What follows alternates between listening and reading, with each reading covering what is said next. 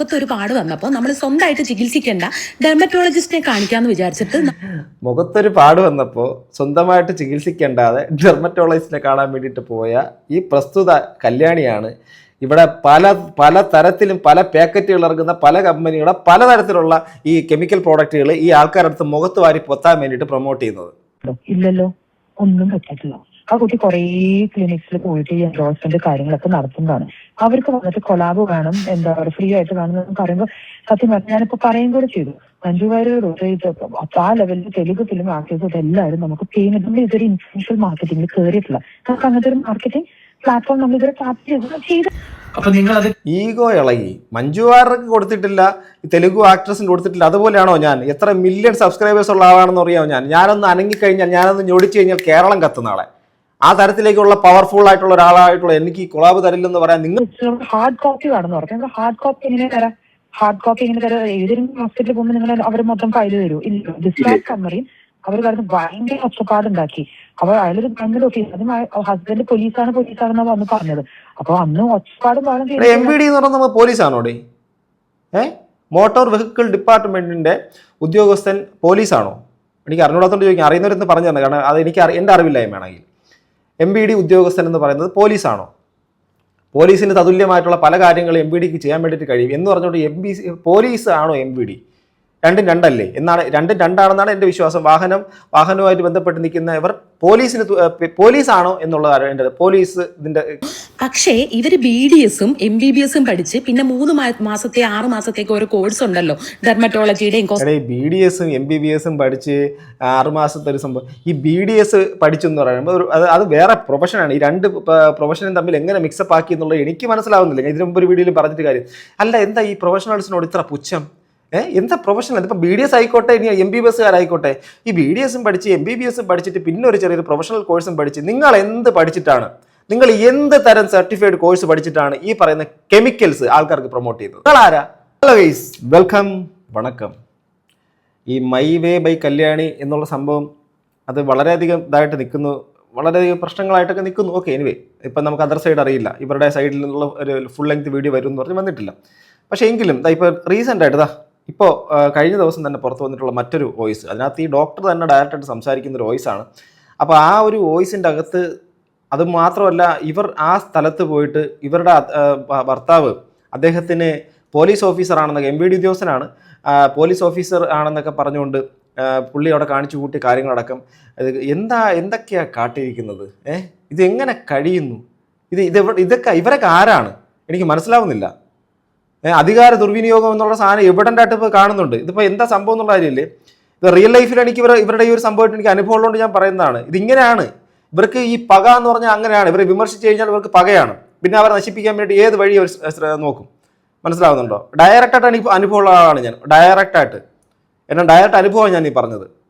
മനസ്സിലാവുന്നുണ്ട്? ഇദ്ദേഹം, അതായത് ഇവരുടെ ഹസ്ബൻഡ് വിളിച്ച് ഒരുമാതിരി ടൈപ്പ് ഒരു ഭീഷണിയുടെ പരിപാടികളൊക്കെ കാണിച്ചത് മനസ്സിലാവുന്നുണ്ടോ? ഡയറക്റ്റായിട്ട്. ഓക്കെ, എന്തിനാണ് ഇവർ ഈ പറഞ്ഞ ഫേക്ക് പ്രൊമോഷൻസ് നടത്തിയതും? ഈ ഒരു സംഭവത്തിനെ കുറിച്ച് ക്വാളിഫൈഡ് അല്ലാത്ത, ഇതിനെക്കുറിച്ച് യാതൊരു വിവരവും സർട്ടിഫൈഡ് അല്ലാത്ത ഒരാൾ വന്നിരുന്നുണ്ട് ഇങ്ങനെയൊക്കെയുള്ള പ്രൊമോഷൻ നടത്തിയിട്ട് ആൾക്കാരെ തെറ്റിദ്ധരിപ്പിച്ച് ഇതിനെ വാങ്ങിപ്പിച്ചിട്ട് അവർക്കുണ്ടാകുന്ന ഗുരുതരമായിട്ടുള്ള ശാരീരിക പ്രശ്നങ്ങളും പിന്നീട് അത് ഫ്യൂച്ചറിൽ വന്നേക്കാവുന്ന മാനസിക പ്രശ്നങ്ങളും ഒന്നും മുന്നിൽ കാണാതെ കിട്ടുന്ന പൈസ എന്ന് പറഞ്ഞ് ചെയ്യുന്ന കാര്യങ്ങളെക്കുറിച്ചാണ് ഈ വിമർശനം. ആ വിമർശനത്തിന് അതിനകത്ത് എന്തെങ്കിലും കഴമ്പുണ്ടോ നോക്കാതെ ആ പറയുന്നവർക്കെതിരെ അങ്ങോട്ട് ആഞ്ഞടിക്കുകയാണ്. എന്താണ് ഇപ്പോൾ ലേറ്റസ്റ്റ് ആയിട്ട് വന്നേക്കുന്ന ഒരു സംഭവം നമുക്ക് നോക്കാം. ഇത് മറ്റേ എന്താണ് ചാനലിന്റെ പേര് ഞാൻ പറഞ്ഞുതരാം. ബിയോണ്ട് ദ സീൻ ബൈ അക്കൂസ് എന്ന് പറയുന്ന ചാനലാണ് ഇത് വന്നേക്കുന്നത്. ഐ തിങ്ക് ലാസ്റ്റ് 8 years ആയിട്ട് നിങ്ങൾക്ക് ഇതുണ്ടായിരുന്നു അല്ലേ? ക്ലിനിക് ഒരു 8 years ആയിട്ട് 15 കൊല്ലമായിട്ട് അന്തസ്സോടെ ജോലി ചെയ്തിട്ട് പിന്നെ വരുന്ന ഒരു കൺസേൺ ഉണ്ടായിട്ടില്ല. ഇതിപ്പോ എന്താ അറിയോ, വേറെ വിഷയത്തിൽ നമുക്കിപ്പോ സത്യം വിളിച്ച് പറയാൻ ഒരു ബുദ്ധിമുട്ടുണ്ടായിട്ടല്ല. ആ കുട്ടിയുടെ മുഖത്ത് വല്ല പൊള്ളലോ പിമ്പിളോ എനിക്ക് വേറെ എന്തെങ്കിലും പറ്റിയിട്ടുണ്ടോ? ഇല്ലല്ലോ, ഒന്നും പറ്റിയിട്ടില്ല. ആ കുട്ടി കുറേ ക്ലിനിക്സിൽ പോയിട്ട് ഈ എൻഡോഴ്സ്മെന്റ് കാര്യങ്ങളൊക്കെ നടത്തുന്നതാണ്. അവർക്ക് വന്നിട്ട് കൊളാബ് വേണം, എന്താ പറയുക, ഫ്രീ ആയിട്ട് വേണം പറയുമ്പോൾ സത്യം പറഞ്ഞാൽ ഞാനിപ്പോ പറയും കൂടെ ചെയ്തു. മഞ്ജു വാര്യർ ആ ലെവലിൽ തെലുങ്ക് ഫിലിം ആക്കിയത് എല്ലാവരും നമുക്ക് പേയ്മെന്റ്, ഇതൊരു ഇൻഫ്ലുവൻഷ്യൽ മാർക്കറ്റിംഗിൽ കയറിയിട്ടില്ല. നമുക്ക് അങ്ങനത്തെ ഒരു മാർക്കറ്റിംഗ് പ്ലാറ്റ്ഫോം നമ്മൾ ഇതുവരെ ക്യാപ്ചർ ചെയ്തത്. ഫിലിം സ്റ്റാർസ് ആലോചിച്ച് നോക്കണം. ഇവിടെ ആ നിലൂഫർ എന്ന് പറയുന്ന പുള്ളിക്കാരത്തി വ്യക്തമായിട്ട് പറയുന്നുണ്ട്, അവർ മഞ്ജു വാര്യർ തൊട്ട്, അതായത് നമ്മുടെ എന്താണ് സൗത്ത് ഇന്ത്യയിലൊക്കെ ഉള്ള പല തരത്തിലുള്ള സെലിബ്രിറ്റി ആക്ട്രസസ് അഥവാ ടോപ്പ് എൻഡിൽ നിൽക്കുന്ന ആൾക്കാർ വരെ, ഫ്രണ്ട് ഫേസിൽ നമ്മുടെയൊക്കെ മുമ്പ് നിൽക്കുന്ന ആൾക്കാർ വരെ അവരുടെ ക്ലയൻസ് ആണ്. അവർ വരെ പൈസ മുടക്കിയിട്ടാണ് ഇവരുടെ അടുത്ത് ചെയ്യുന്നത്. വേണമെങ്കിൽ ഈസി ആയിട്ട് മഞ്ജു വാര്യറിനെ കൊണ്ട് എനിക്ക് ഇന്ന സ്ഥലത്ത് നിന്ന് പോയ സമയത്ത് അടിപൊളിയായിരുന്നു എന്ന് ചുമ്മാ ഒന്ന് പറഞ്ഞാൽ മതി. മഞ്ജു വാര്യർ പറഞ്ഞ് എന്തായിരിക്കും അതിൻ്റെ ഒരു ഡെപ്ത്, എങ്ങനെയായിരിക്കും അതിൻ്റെ ബിസിനസ് ലെവലിൽ പോകുക നിങ്ങൾക്ക് അറിയാമല്ലോ, നമ്മൾ പറയാതെ നിങ്ങൾക്ക് അറിയാം. അങ്ങനെയുള്ള ആൾക്കാരുടെ അടുത്ത് പോലും പേയ്മെൻറ്റ് വാങ്ങിച്ചുകൊണ്ട് നമ്മൾ നല്ലൊരു പേയ്മെൻറ്റ് സർവീസ് നൽകുന്നു, അതിനപ്പുറത്തേക്ക് അതിനൊരു മാർക്കറ്റിംഗ് ആക്കാൻ ശ്രമിക്കാത്ത അവരുടെ അടുത്ത് പോയിട്ട് നമുക്കൊരു കൊളാബ് ചെയ്യണം, നമുക്കൊരു കൊളാബ് ചെയ്യാം എന്നൊക്കെ പറഞ്ഞിട്ട് അവരുടെ അടുത്ത് ചോദിക്കുകയും അവരതിന് തയ്യാറാവാത്തതിൻ്റെ ശേഷമുണ്ടായ സംഭവ വികാസങ്ങളാണ് ഇനി നിങ്ങൾ കേൾക്കാൻ വേണ്ടിയിട്ട് പോകുന്നത്. ചില്ലറ പരിപാടികളൊന്നും അല്ല കാണിച്ചേക്കുന്നത്. ഇവരുടെ ഹസ്ബൻഡും കൂടെ അവിടെ പോയിട്ട്, മനസ്സിലാവുന്നുണ്ടോ? വളരെ മോശമാണ്, വളരെ മോശമാണ്. ഇവർക്കൊന്നും പൈസ ഇല്ലാത്ത ആൾക്കാരൊന്നും അല്ല. പക്ഷെ എന്തുകൊണ്ട് ചെയ്യുന്ന പറഞ്ഞാൽ ഇങ്ങോട്ട് വാങ്ങിച്ച ശീലമുള്ളൂ, അങ്ങോട്ട് കൊടുത്ത ശീലമില്ല. അതാ പ്രശ്നം, അതേ ഉള്ളൂ പ്രശ്നം. ഇനി കേൾക്കാം എന്താണ് അവർ പറയുന്നത്. ക്ലിനിക് ഒരു 8 years ആയിട്ട് 15 കൊല്ലമായിട്ട് അന്തസ്സോടെ ജോലി ചെയ്തിട്ട് പിന്നെ വരുന്ന ഒരു കൺസേൺ ഉണ്ടായിട്ടില്ല. കേരളം ഇപ്പൊ കണ്ണൂർ, കാലിക്കറ്റ്, കൊച്ചി, തൃശ്ശൂർ, ട്രിവാൻഡ്രമായിട്ട് നമുക്കിപ്പോ ക്ലിനിക്കും ഈ പറഞ്ഞ ഇവരുടെ പല സ്ഥലങ്ങളിൽ ഇവരുടെ സ്ഥാപനങ്ങളുള്ള ഈ പല സ്ഥലത്തുള്ള ആൾക്കാരും പല ഇടങ്ങളിലും കമന്റ് ചെയ്യുന്നത് ഞാൻ കണ്ടിട്ടുണ്ട്. അതിനകത്ത് എല്ലാവരും ബഹുഭൂരിപക്ഷം ആൾക്കാരും നല്ല കമന്റ്സ് ആണ് ഇടുന്നത്. ചിലപ്പോൾ ആർക്കെങ്കിലും ഒക്കെ നെഗറ്റീവ് ആയിട്ടുള്ള സംഭവം ഉണ്ടാവും, അതും പുറത്ത് വരട്ടെ. ഇനിയിപ്പം ഈ പറയുന്ന പ്രസ്തുത ഈ സ്ഥാപനം ഈ ആൾക്കാരെ ചീറ്റ് ചെയ്യുന്നു, അല്ലെങ്കിൽ ഇവിടെ കല്യാണി എന്ന് പറയുന്ന വ്യക്തിയെ ഇവിടെ മനഃപൂർവ്വമായിട്ട് ടാർണിഷ് ചെയ്യാൻ വേണ്ടിയിട്ട് ഇവർ വെറുതെ കള്ളക്കഥ മെനയുകയാണെങ്കിൽ കല്യാണിക്ക് പറയാനുള്ള അവസരമുണ്ട്, തീർച്ചയായിട്ടും അവരുടെ അവസരമുണ്ട്. അവരുടെ ഈ സംഭവം ഇതൊന്നും അല്ല സത്യം, മറ്റെന്താണ് സത്യമാണെന്നൊക്കെ പറഞ്ഞിട്ട് അവർക്ക് പറയാം. ബട്ട് അവർ അതിനുശേഷവും അവരുടെ ഷോർട്ട് വീഡിയോസും മറ്റുള്ള കാര്യങ്ങളൊക്കെ കഴിഞ്ഞ ദിവസം എൻ്റെ കമന്റ് ബോക്സിൽ ആരോ വന്ന് ഇവരെ ഭയങ്കരമായിട്ട് ന്യായീകരിച്ച് കമന്റ് ചെയ്തു. എന്നിട്ട് ഞാൻ ചോദിച്ചു എന്തേ വീഡിയോ അവിടെ, അപ്പോൾ പറഞ്ഞു അതിന് അവർക്ക് സമയം കൊടുക്കണം. എന്തിന് സമയം കൊടുക്കാണ്ട് അവരുടെ ഇതിനകത്ത് ഹാൻഡിൽ വീണ്ടും അവർ ഷോർട്സും മറ്റുള്ള കാര്യങ്ങളൊക്കെ ഇടുന്നില്ല. അവർ അത്രയും ആക്റ്റീവായിട്ട് നിൽക്കുന്ന അവർക്ക് എന്തുകൊണ്ട് ഇതിനെക്കുറിച്ച് ഒരു എക്സ്പ്ലനേഷൻ വീഡിയോ ഇട്ടുകൂടാ? ഇവർ പറഞ്ഞതല്ല ശരി, ഞാനാണ് ഇതിൻ്റെ ആദ്യം തുടക്കത്തിലിട്ട വീഡിയോ ആണ് ശരി എന്നൊക്കെ പറഞ്ഞിട്ട് പെട്ടെന്ന് ഒരു സ്ഥാപനത്തിന് തകർക്കാൻ വേണ്ടി ശ്രമം നടത്തി. ആ ഒരു ചാനൽ അവരുടെ ഒരു സ്ഥാപനത്തിൻ്റെ പേരും പിൻ ചെയ്ത് വെച്ചിട്ട് മറ്റുള്ളവർ ഇത് തന്നെയാണെന്നൊക്കെ പറഞ്ഞ് ഉറപ്പിച്ചിട്ട് അവസാനം അവിടെ കാണിച്ച കാര്യങ്ങൾ വേറെയാണെന്ന് പബ്ലിക് അറിയുന്ന സമയത്ത് പിന്നെ മിണ്ടാട്ടമില്ലാതാവുന്നത് അത്ര ശരിയുള്ള ഏർപ്പാടൊന്നും അല്ലല്ലോ. ഇനിയെങ്കിലും പറയാനുള്ളൊരു കാര്യം, നിങ്ങളെയൊക്കെ വിമർശിക്കുമ്പോൾ വിമർശനത്തിന് നിങ്ങൾ അതിനെ മാന്യമായിട്ട് എടുക്കാനുള്ള ശ്രമം നടത്തുക. വിമർശനത്തിന് വിമർശനമായിട്ട് കാണും. അല്ലാതെ വിമർശിക്കുന്നവരെല്ലാവരും മറ്റേ അങ്ങ് കൊല വിളിക്കാം. എൻ്റെ ഭർത്താവ് മറ്റേ വലിയ ഉദ്യോഗസ്ഥൻ, സത്യമായിട്ടും പറയാം അന്നത്തെ ആ ഭീഷണിയുടെ കാര്യത്തിൻ്റെ അകത്ത് എനിക്ക് വളരെ വേണ്ടപ്പെട്ട കുറച്ച് ക്രിമിനൽ അഡ്വക്കേറ്റ്സ് അടക്കമുണ്ട്. ഞാൻ അവരുടെ അടുത്ത് സംസാരിച്ച് പറഞ്ഞപ്പം ഈ കേസുമായിട്ട് നമുക്ക് മുന്നോട്ട് പോയി കഴിഞ്ഞാൽ എങ്ങനെയായിരിക്കും പണി കിട്ടുക എന്നറിയാമോ? ഒരു ഔദ്യോഗിക പദവിയിലിരിക്കുന്ന ഒരു വ്യക്തി ഇങ്ങനെ ആ കൃത്യനിർവഹണത്തിന്റെ ആ വ്യക്തി തന്നെ വിളിച്ചിട്ട് ആ ജോലിയിരിക്കുക മറ്റ് സാധാരണക്കാരനെ വിളിച്ചിട്ട് ഞാൻ സംസാരിച്ചതിനകത്ത് എന്തെങ്കിലും പ്രശ്നമുണ്ടെങ്കിൽ ലീഗലായിട്ട് പോട്ടെ, ബട്ട് ഭീഷണിപ്പെടുത്താനൊക്കെ ഒരു അധികാരം കൊടുക്കുന്നത് ഇല്ലല്ലോ. അപ്പൊ അത് കൊടുത്തിരുന്നെങ്കിൽ നന്നായിരുന്നേനെ. അത് ഇനി ആ തരത്തിൽ വരുവാണെങ്കിൽ ആദ്യം പോകുന്നത് ലീഗലായിട്ടെന്നല്ല, അതിനെന്താ റൂട്ട് എന്നുള്ള കാര്യം ഓൾറെഡി നോക്കി വെച്ചിട്ടുണ്ട്. അത് അന്ന് നോക്കാം അങ്ങനെ വരുമ്പോൾ, മനസ്സിലാവുന്നുണ്ട്. അല്ലാതെ നിങ്ങളൊക്കെ ഈ മറ്റേ വലിയ ജോലിയുണ്ട്, പദവിയുണ്ട്, പൈസയുണ്ട് എന്ന് കരുതിയിട്ട് ആരുടെയും തലയിൽ കയറാവുന്നുള്ള അധികാരമൊന്നും ആർക്കും കൊടുത്തിട്ടില്ല. ഭരണഘടന നിങ്ങൾക്ക് നൽകുന്നത് നമുക്ക് തരുന്ന തുല്യമായിട്ടുള്ള സംഭവം തന്നെയാണ്. നിങ്ങളൊക്കെ വാങ്ങുന്ന ശമ്പളം, ഗവൺമെന്റ് സെർവന്റ് എന്ന് പറഞ്ഞ് വാങ്ങുന്ന ശമ്പളം ഞങ്ങളെപ്പോലുള്ള ആൾക്കാർ കൊടുക്കുന്ന നികുതിയിൽ നിന്നാണെന്നുള്ള കാര്യം മറക്കാതിരിക്കുക. അല്ല നിങ്ങളാരും മറ്റേ ഓംബ്ര എന്ന് പറഞ്ഞ് നിൽക്കാനൊന്നും ഇവിടെ ആരും ഇല്ല. ഓക്കെ, പറഞ്ഞെന്നുള്ളേ ഉള്ളൂ. സംബന്ധമായിട്ടുള്ള കുറെ ബിസിനസ്സുകളും നമുക്ക് 15 കൊല്ലമായിട്ട് കുറെ നീ പറഞ്ഞ മാതിരി സെലിബ്രിറ്റീസും ആക്ടേഴ്സും ഈ പറഞ്ഞ ഇൻഫ്ലുവൻഷ്യൽ ആൾക്കാരും നിങ്ങൾ യൂട്യൂബേഴ്സ് എല്ലാവരും നമ്മുടെ വ്യൂസ് ഞാൻ ഒന്നുകൂടെ പറയാം. നിങ്ങൾ ഇപ്പം ഈ കോൾ റെക്കോർഡിംഗ് കേട്ടേക്കുന്നത് കല്യാണിനെ ട്രീറ്റ് ചെയ്ത ഡോക്ടറാണ്, ആ ക്ലിനിക്കിലെ ഡോക്ടറാണ്. എന്തായാലും ആ ക്ലിനിക്കിന്റെ പേര് ഓക്കെ, നിലുഫർ എന്ന് പറഞ്ഞ ആ പുള്ളിക്കാരത്തി തന്നെ സംസാരിക്കുന്ന പുള്ളിക്കാരൻ അതിനകത്ത് പേര് പറയുന്നില്ല. ഓക്കെ, പ്രശ്നങ്ങളൊക്കെ ഇപ്പം കല്യാണി എങ്ങനെ കൊണ്ടുവന്നെന്നല്ലേ നിങ്ങൾക്ക് അറിയേണ്ടത്. അത് ഈ കോൾ റെക്കോർഡിംഗിൽ തന്നെയുണ്ട്. എല്ലാരും രണ്ടാമത്തെ റെക്കോർഡിംഗ് കേട്ട് നോക്കുക. ഇതിപ്പോ സംഭവിച്ചെന്താ വെച്ചാൽ ഈ കുട്ടി എന്റെ ക്ലയന്റ് പേഴ്സണലി, വേറെ ഒരു ഡോക്ടേഴ്സിനല്ല, എന്റെ ക്ലയന്റ് ആയിട്ട് ആളും ആളുടെ ഹസ്ബൻഡും കൂടെ വന്നതോ. വന്ന് 8 മാസം മുന്നേ ഒരിക്കലും ഒക്ടോബറിലാണ് കുട്ടി ആദ്യമായിട്ട് വന്നത്. ഇപ്പൊ സത്യം വിളിച്ചു പറയാൻ ഒരു ബുദ്ധിമുട്ടുണ്ടായിട്ടല്ല. ആ കുട്ടിയുടെ മുഖത്ത് വല്ല പൊള്ളലോ പിമ്പിളോ അല്ലെങ്കിൽ വേറെ എന്തെങ്കിലും പറ്റിയിട്ടുണ്ട്. അപ്പൊ നിങ്ങൾ വാലിഡായിട്ടുള്ള ചോദ്യമാണ്. അതായത് ഇവർ ഈ പറയുന്നത് ഞങ്ങളുടെ ഒരു സ്ഥാപനം പറ്റിച്ചു എന്നാണല്ലോ കല്യാണിയുടെ വീഡിയോക്കകത്ത് വന്നിട്ടുണ്ടായിരുന്നത്. ആ കല്യാണിയുടെ വീഡിയോ നമുക്കൊന്നുകൂടെ ഒന്ന് കാണാം. മറ്റേ മൈ വേ ബൈ കല്യാണി എവിടെ, അതിനകത്ത് പുള്ളിക്കാരത്തി പറഞ്ഞ് നമുക്ക് ഒന്നുകൂടെ ഒന്ന് കേൾക്കാമേ. അതിനകത്ത് പുള്ളിക്കാരത്തി പറയുന്നതും ഇപ്പം വല്ല വീഡിയോസ് വല്ലതും ഇട്ടിട്ടുണ്ടോ? ഇല്ല, വന്നിട്ടില്ല. ഇപ്പോഴും ലേറ്റസ്റ്റ് ആയിട്ട് വീഡിയോസ് ഒന്നും ഇട്ടിട്ടില്ല കേട്ടോ.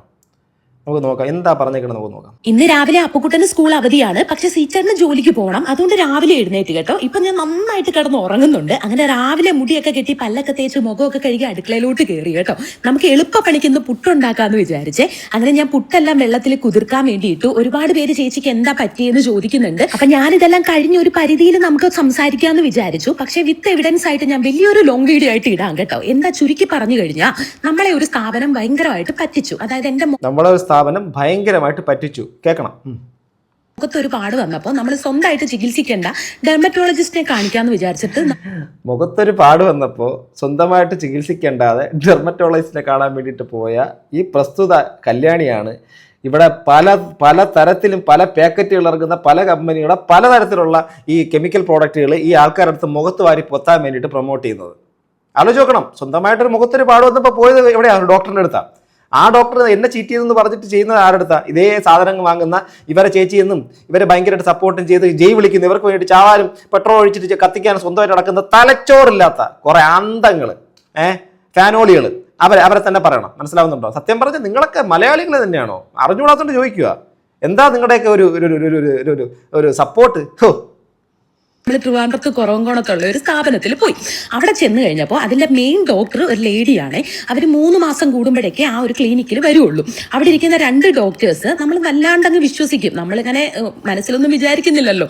പക്ഷേ ഇവർ BDSഉം MBBSഉം പഠിച്ച് പിന്നെ 3 മാസത്തെ 6 മാസത്തേക്ക് ഓരോ കോഴ്സ് ഉണ്ടല്ലോ ഡെർമറ്റോളജിയുടെയും. BDSഉം MBBSഉം പഠിച്ച് 6 മാസത്തെ ഒരു സംഭവം. ഈ BDS പഠിച്ചെന്ന് പറയുമ്പോൾ അത് വേറെ പ്രൊഫഷനാണ്. ഈ 2 പ്രൊഫഷനും തമ്മിൽ എങ്ങനെ മിക്സപ്പ് ആക്കി എന്നുള്ളത് എനിക്ക് മനസ്സിലാവുന്നില്ല. ഇതിനു മുമ്പ് ഒരു വീഡിയോയിൽ പറഞ്ഞിട്ട് കാര്യം അല്ല. എന്താ ഈ പ്രൊഫഷണൽസിനോട് ഇത്ര പുച്ഛം? എന്താ പ്രൊഫഷണൽ? ഇപ്പം BDS ആയിക്കോട്ടെ, ഇനി MBBSകാരായിക്കോട്ടെ, ഈ BDSഉം പഠിച്ച് MBBSഉം പഠിച്ചിട്ട് പിന്നെ ഒരു ചെറിയൊരു പ്രൊഫഷണൽ കോഴ്സും പഠിച്ച് നിങ്ങൾ എന്ത് പഠിച്ചിട്ടാണ്, നിങ്ങൾ എന്ത് തരം സർട്ടിഫൈഡ് കോഴ്സ് പഠിച്ചിട്ടാണ് ഈ പറയുന്ന കെമിക്കൽസ് ആൾക്കാർക്ക് പ്രൊമോട്ട് ചെയ്തത്? എന്ത് തരം അറിവാണ് നിങ്ങൾക്ക് ഇതിനെക്കുറിച്ചുള്ളത്? ഇതിൻ്റെ സയന്റിഫിക് ബാക്ക്ഗ്രൗണ്ട് എന്താണ് അറിയാന്നുള്ളത്? ഇതിൻ്റെ എന്താണ് നെഗറ്റീവും പോസിറ്റീവും എന്തൊക്കെയാണ് അറിയുന്നത്? ഇത് ആൾക്കാർക്ക് ഇതിനകത്ത് ഉണ്ടാക്കാൻ സാധ്യതയുള്ള സൈഡ് എഫക്റ്റിനെ കുറിച്ച് നിങ്ങൾക്ക് എന്തറിയാം? ഏതൊക്കെ തരത്തിലുള്ള ബോഡി ടൈപ്പുള്ള, ഏതൊക്കെ തരത്തിലുള്ള സ്കിൻ ടൈപ്പുള്ള, ഏതൊക്കെ ഏജ് കാറ്റഗറിപ്പെട്ട ആൾക്കാർക്ക് ഇത് യൂസ് ചെയ്യാമെന്നുള്ള കാര്യത്തിനെ കുറിച്ച് കാറ്റഗറൈസ്ഡ് ആയിട്ടുള്ള നിങ്ങൾക്ക് എന്തറിയാം? ഈ ഒരു സാധനം എവിടേക്കാണ് ഇത് വർക്ക് ചെയ്യുന്ന കാര്യം നിങ്ങൾക്ക് എങ്ങനെ അറിയാം? ഇതിൻ്റെ ആന്തരിക അവയവങ്ങൾ ലിവറിലും കിഡ്നിയിലും മറ്റുള്ള പല സ്ഥലങ്ങളിലേക്ക് ഇത് ഉണ്ടാക്കാൻ സാധ്യതയുള്ള ഡാമേജുകളെ കുറിച്ച് നിങ്ങൾക്ക് എന്തറിയാം? ഇതെല്ലാം അറിയുന്നവരാണ് ഈ പ്രൊഫഷണൽസ് എന്ന് പറയുന്ന ഡോക്ടേഴ്സ്. മനസ്സിലാവുന്നുണ്ട്? അതേ സ്ഥലത്ത് അവരെ കുറിച്ച് പറയുമ്പോഴുള്ള ടോക്ക് കേൾക്കണം. ഈ എന്താണ് ഡോക്ടർമാർ, അതായത് MBBSഉം BDSഉം പഠിച്ചവരെ കൊണ്ടല്ലോ കുത്തിയിരുന്ന് കട്ടപ്പെട്ട് അവരങ്ങേയറ്റം പഠിച്ചിട്ടാണ് അവർ ആ ഒരു ഇതിൽ പൊസിഷനിലേക്ക് എത്തുന്നത്. എന്താ അവരോട് ഇത്ര പുച്ഛം? എന്നൊന്നുകൂടെ കേട്ടോ അത്.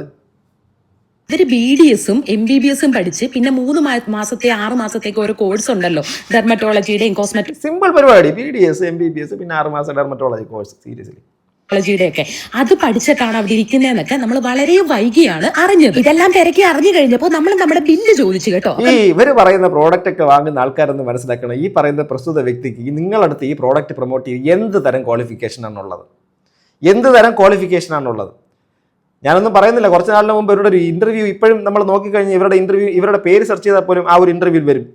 എത്രയും പ്രായം കഴിഞ്ഞിട്ട് കല്യാണം കഴിഞ്ഞ് പോകണമെന്ന് ഒരു ഇന്റർവ്യൂവിൻ്റെ അകത്ത്, പബ്ലിക്കായിട്ട് ഇന്റർവ്യൂവിൻ്റെ അകത്ത് പറഞ്ഞാൽ അത് അങ്ങനെ ചിന്തിച്ച ഒരാളാണ്. അതുകൊണ്ട് വിദ്യാഭ്യാസത്തിന്റെ യോഗ്യതയെക്കുറിച്ചൊന്നും ഞാൻ പറയുന്നില്ല. എത്രത്തോളം ഉണ്ട്, ഇതിനെക്കുറിച്ചൊക്കെ എന്താണ് അവർക്ക് അറിയാവുന്ന കാര്യത്തിനെക്കുറിച്ച് ഞാൻ ഒന്നും പറയുന്നില്ല. അവർക്ക് അവസാനം പറയും ഞങ്ങൾ അപമാനിച്ചു എന്ന് പറയും. എനിക്ക് അതിനോട് താല്പര്യമില്ല. നമ്മുടെ ബില്ല് അവർ ഭയങ്കര കള്ളത്തരമായിട്ടാണ് തന്നത്. അതായത് നമ്മൾ കൊടുത്തതിന്റെ പകുതി പൈസയുടെ ബില്ല് മാത്രമേ അവർ തരുന്നുള്ളൂ. ഇതൊക്കെ നമ്മുടെ ഫയല് ചോദിച്ചു, അത് തരില്ല, ബില്ല് തരില്ല. അങ്ങനെ നമ്മൾ പോലീസിൽ കേസ് കൊടുത്തു. അങ്ങനെ അവരവിടെ വന്ന് ഒപ്പിട്ട് കൊടുത്തു. എന്നിട്ടും എനിക്ക് ഇതുവരെ അവർ പ്രോപ്പർ ആയിട്ടുള്ള ബില്ല് എനിക്ക് തരുന്നില്ല. അപ്പൊ ബില്ല് അവിടെ നിൽക്കട്ടെ, എന്റെ ഫയലിന്റെ ട്രീറ്റ്മെന്റ്, ഇതുവരെ എടുത്ത ട്രീറ്റ്മെന്റിന്റെ ആ ഒരു ഫയൽ തരാൻ പറഞ്ഞു. അത് കോപ്പി എടുത്തിട്ടായാലും അവർ നമുക്ക് തന്നാൽ മതി. പക്ഷെ അതും തരില്ല. അവരെങ്ങനെയൊക്കെ കാണിച്ചാലും അതൊന്നും അവർ നമുക്ക് ഇതുവരെ തന്നിട്ടില്ല കേട്ടോ. അതിന്റെ ഒരു ടെൻഷനും എനിക്കിങ്ങനെ ഒരാൾ ഇതുപോലെ ഇങ്ങനെ ചീറ്റ് ചെയ്യും എന്നുള്ളത് എന്റെ മനസ്സ് അംഗീകരിക്കാത്ത എന്റെ വിഷമവും സങ്കടങ്ങളും ഒക്കെ ആയിരുന്നു കേട്ടോ എനിക്ക് ഇത്രയും നാളും. പക്ഷെ ഇപ്പൊ നമ്മൾ ഹീലിംഗ് സെക്ഷനിലൊക്കെ എടുത്തു. അപ്പൊ ഡോക്ടർ തന്നെ എന്നോട് ചോദിച്ചു എന്തിനാ ഇങ്ങനെ എല്ലാവരെയും വിശ്വസിക്കുന്നതെന്ന്.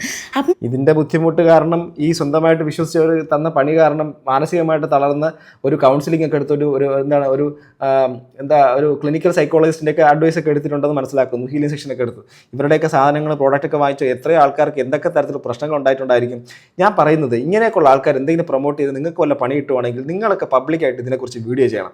ഇത് ജനങ്ങൾ അറിയണം. അത് അവയർനെസ് ആയിട്ട് മാറണം. അതാണ് എൻ്റെ ഒരു കൺസേൺ എന്ന് കേട്ടോ.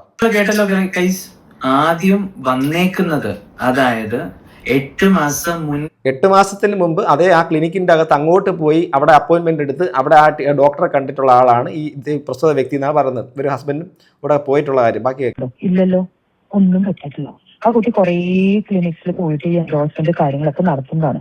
അവർക്ക് വന്നിട്ട് കൊളാബ് വേണം, എന്താ പറയുക, ഫ്രീ ആയിട്ട് വേണം എന്ന് പറയുമ്പോൾ സത്യം പറഞ്ഞാൽ ഞാനിപ്പോ പറയും കൂടെ ചെയ്തു. മഞ്ജു വാര്യർ ആ ലെവലിൽ തെലുങ്ക് ഫിലിം ആക്ടേഴ്സ് എല്ലാവരും നമുക്ക് പേയ്മെന്റ്, നമ്മൾ ഇതൊരു ഇൻഫ്ലുവൻഷ്യൽ മാർക്കറ്റിംഗിൽ കയറിയിട്ടില്ല. നമുക്ക് അങ്ങനത്തെ ഒരു മാർക്കറ്റിംഗ് പ്ലാറ്റ്ഫോം നമ്മൾ ഇതുവരെ ക്യാപ്ചർ ചെയ്ത്. അപ്പൊ നിങ്ങൾ അത് ഈഗോ ഇളകി. മഞ്ജു വാര്യർക്ക് കൊടുത്തിട്ടില്ല, ഈ തെലുഗു ആക്ട്രസിന് കൊടുത്തിട്ടില്ല. അതുപോലെയാണോ ഞാൻ? എത്ര മില്യൺ സബ്സ്ക്രൈബേഴ്സ് ഉള്ള ആളാണെന്ന് അറിയാമോ ഞാനൊന്ന് അനങ്ങിക്കഴിഞ്ഞാൽ, ഞാനൊന്ന് ഞൊടിച്ചു കഴിഞ്ഞാൽ കേരളം കത്തുന്ന ആളെ. ആ തരത്തിലേക്കുള്ള പവർഫുൾ ആയിട്ടുള്ള ഒരാളായിട്ടുള്ള എനിക്ക് കൊളാബ് തരില്ലെന്ന് പറയാൻ നിങ്ങളാരാ?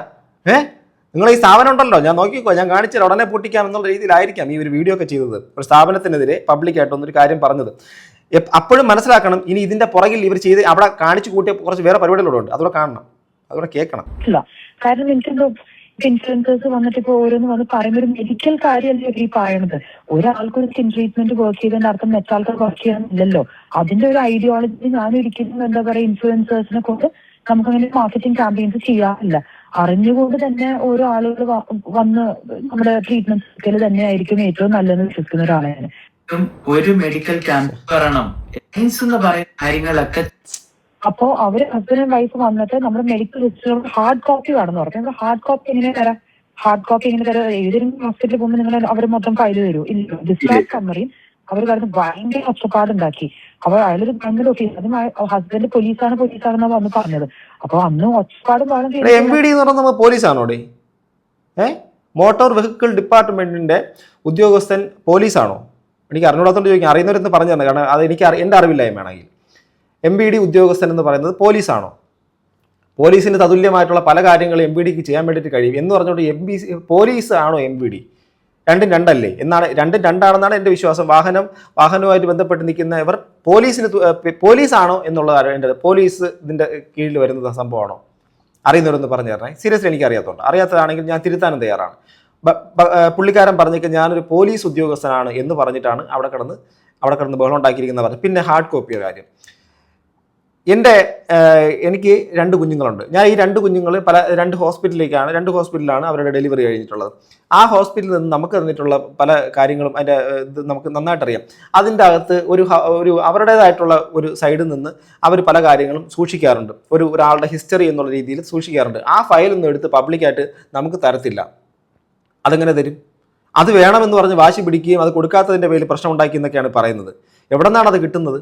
നമുക്ക് വേണമെങ്കിൽ അതിൻ്റെ ഒരു ഇത് കോപ്പി എന്തും മറ്റുള്ള സംഭവങ്ങളെന്തോ എടുക്കാം, പക്ഷെ ആ സാധനം തന്നെ വേണമെന്ന് പറഞ്ഞു കഴിഞ്ഞാൽ എവിടത്തെ പോലീസാന്ന് ചോദിച്ചു. പറഞ്ഞു വെഹിക്കിൾ ഇൻസ്പെക്ടറാണ് എന്ന് പറഞ്ഞു. ഞാൻ ഓക്കെ, വെഹിക്കിൾ ഇൻസ്പെക്ടർ നിങ്ങൾ ഗവൺമെന്റ് ഒഫീഷ്യൽ അല്ലേ, കേസ് കാര്യങ്ങളൊക്കെ ഉണ്ടെങ്കിൽ നിങ്ങൾ കേസ് കൊടുക്കും. അപ്പോൾ മനസ്സിലായല്ലോ. അപ്പോൾ അദ്ദേഹം, അതായത് ഇവരുടെ ഹസ്ബൻഡ് അവിടെ കിടന്ന് പ്രശ്നങ്ങൾ ഉണ്ടാക്കി. അവസാനം അവിടുത്തെ വെഹിക്കിൾ ഇൻസ്പെക്ടറാണ് അദ്ദേഹം. വെഹിക്കിൾ ഇൻസ്പെക്ടർ ആയതുകൊണ്ട് അതിൻ്റെ ഇതിൽ പോലീസാണെന്നൊക്കെ പറഞ്ഞുകൊണ്ട് ഞാൻ പ്രശ്നം ഉണ്ടാക്കാൻ ശ്രമിച്ചു. അവസാനം കേസ് കൊടുക്കാൻ പറഞ്ഞ് കേസ് കൊടുത്തു. കല്യാണി അവിടുത്തെ വീഡിയോയിൽ വ്യക്തമായി പറയുന്നുണ്ട്, അവിടെ വന്ന് ഒപ്പിട്ടിട്ട് പോയി, എന്നിട്ട് ഞങ്ങൾക്ക് നീതി കിട്ടിയിട്ടില്ല. അപ്പോൾ പോലീസിൻ്റെ സൈഡിൽ പോയി അവിടെ നിന്നും ഈ സാധനത്തിന് നീതി കിട്ടിയിട്ടില്ല എന്ന് പറയുമ്പോൾ എന്തായിരിക്കും എൻ്റെ ഒരു കാരണം? മനസ്സിലാവുന്നുണ്ടോ?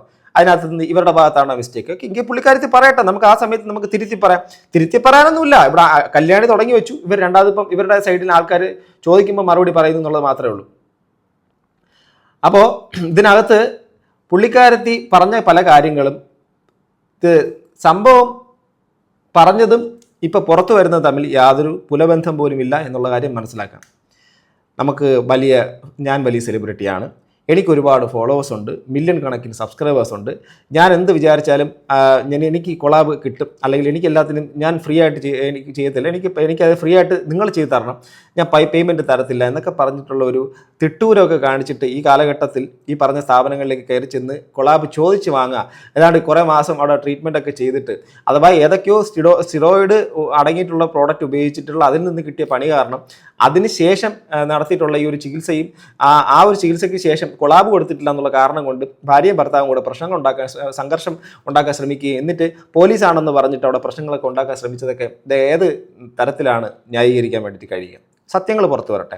ഇനി ഇവരുടെ സൈഡിൽ ഇപ്പോൾ കല്യാണിയുടെ ഹസ്ബൻഡിനൊക്കെ പറയാനുള്ള ഒരു സൈഡ് വേറെ ആണെങ്കിൽ അത് നമുക്ക് കേൾക്കാം, തീർച്ചയായിട്ടും കേൾക്കാം. അപ്പോൾ നമ്മൾ കേൾക്കുന്ന സൈഡിൽ കല്യാണി ആദ്യം ഒരു വീഡിയോ ഇട്ടു, അതിനുശേഷം പല ആൾക്കാർ ഇവർ അങ്ങോട്ട് അപ്രോച്ച് ചെയ്തിട്ടാണ് ഈ പറയുന്ന പ്രസ്തുത നിലൂഫർ എന്ന് പറയുന്ന ആ സ്ഥാപനത്തിൻ്റെ ഓണർ പ്രതികരിച്ചിട്ടുള്ളത്.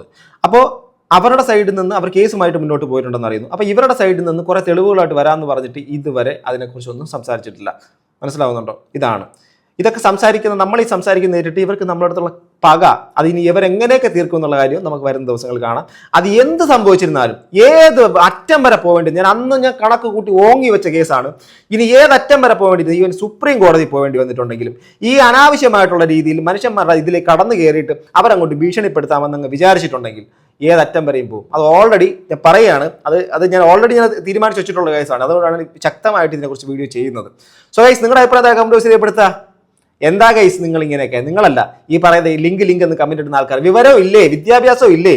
മലയാളികളല്ലേ ഈ പറഞ്ഞ സോക്കോൾഡ് ഇൻഫ്ലുവൻസേഴ്സ് എന്ന് പറയുന്നവർ പറയുന്നത് കേട്ടിട്ട് വാരിപ്പൊത്താൻ നിങ്ങൾക്ക് വിവരമില്ലേ? നിങ്ങളുടെ അഭിപ്രായം കമന്റ് ബോക്സിൽ രേഖപ്പെടുത്തുക. അടുത്തൊരു വീഡിയോ കാണുക ഗൈസ്. ബൈ.